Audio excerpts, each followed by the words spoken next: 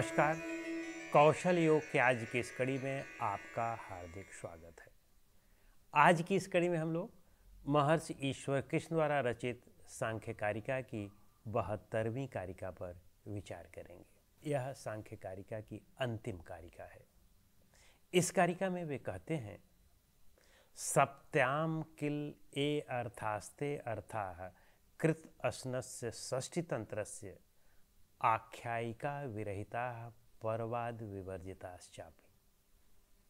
इस कारिका में वे कहना चाहते हैं कि सप्त्याम का मतलब 70 कारिकाएं। तो चूंकि यह ग्रंथ मूलतः 70 कारिकाओं का है, यद्यपि 72वीं का यह सांख्य कारिका की अंतिम कारिका है।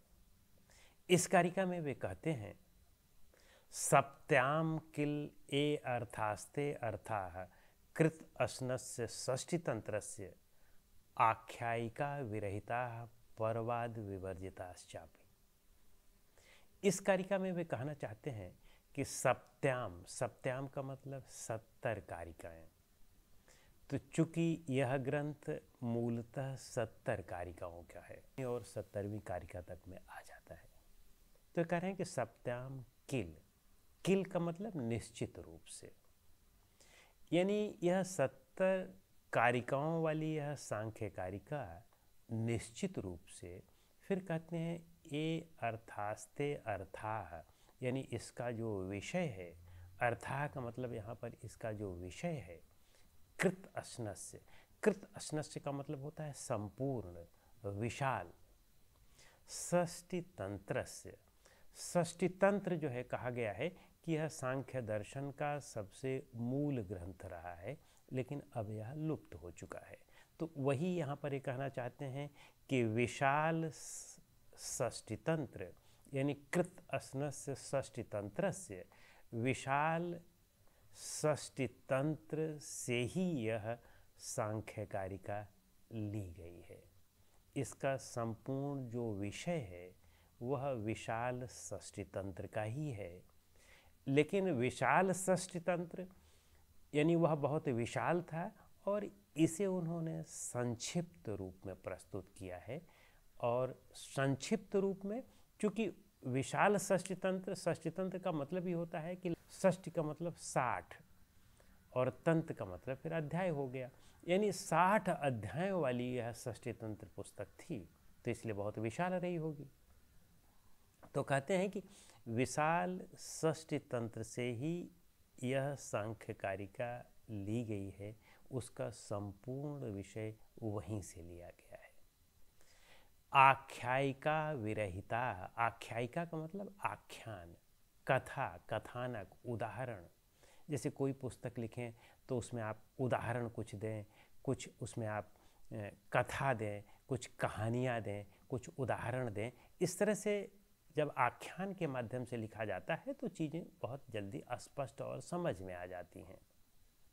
किसी भी सिद्धांत को जब आप कथानक के माध्यम से कहते हैं तो लोग समझते हैं। जैसे महाभारत है, रामायण है, तो कहानियों के माध्यम से चीज़ें दी गई हैं तो वो जल्दी समझ में आ जाती हैं। कहने का उनका सबका मतलब एक ही है कि सब लोग नैतिक जीवन जिएं, सब लोग आध्यात्मिक जीवन जिएं, सब लोग अच्छे बने, महान बने। लेकिन वह कहानियों के माध्यम से कही जाती है तो वह लोगों को जल्दी समझ में आ जाती है। तो वही यहाँ पर ये कहते हैं कि आख्यायिका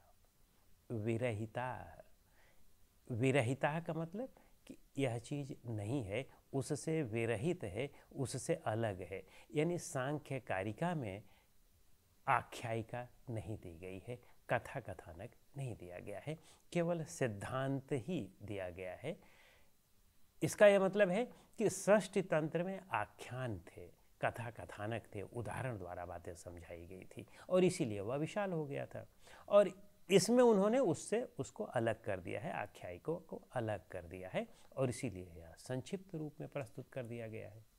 फिर कहते हैं कि परवाद विवर्जिताश्चापि। परिवाद का मतलब कि मतांतर। चूँकि अनेक दर्शन रहे हैं, तो अब हमें यदि हम कोई दर्शन पुष्ट करना चाहते हैं तो दूसरे दर्शन के मत को हमें जो है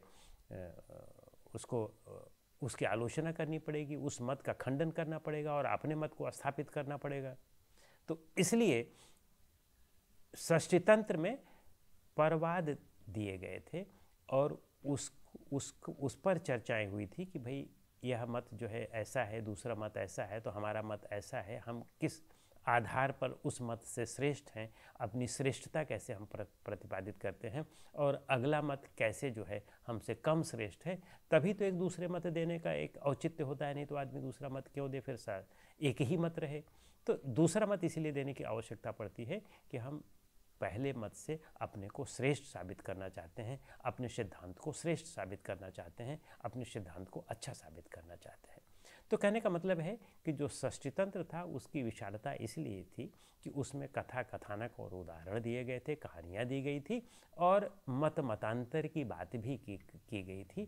यहाँ पर उस मत मतांतर को हटा दिया गया है और माने परवाद से विवर्जित कर दिया गया है, वह चीज़ें हटा दी गई हैं और आख्यायिका कथा कथानक को भी हटा दिया गया है, आख्यायिका विरहिता आख्यान को भी हटा दिया गया है। और इसीलिए यह संक्षेप में है, बहुत कम कारिकाओं में है, बहुत कम श्लोकों में है और कम श्लोकों में वह पूरी बात को स्पष्ट कर दिया गया है, पूरे सिद्धांत को स्पष्ट कर दिया गया है। और उस सिद्धांत को स्पष्ट करने वाले महर्षि ईश्वर कृष्ण थे। इसकी पूर्व कारिका में उन्होंने यह बात सिद्ध करने का प्रयास किया। तो इस तरह से यह अंतिम कारिका है सांख्य कारिका की। तो इस तरह से इस कारिका के विषय में इतना ही। नमस्कार, धन्यवाद।